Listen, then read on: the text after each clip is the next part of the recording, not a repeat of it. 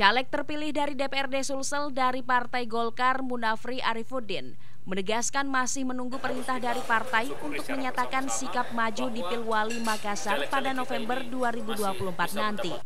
Sekalipun telah mengantongi surat tugas dari DPP Partai Golkar untuk bertarung di Pilwali Makassar. Api sapaannya kepada wartawan Kamis 21 Maret mengatakan apabila surat tugas DPP Partai Golkar yang diterimanya telah berubah menjadi rekomendasi usungan di Pilwali Makassar, ia siap tinggalkan kursi DPRD Provinsi.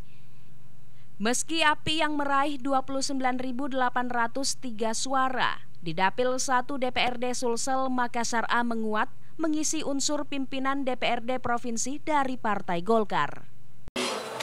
Kalau diamanahkan oleh partai, diberikan kepercayaan oleh partai untuk jalan menuju ke sana, ya partai itu harus kita dahulukan.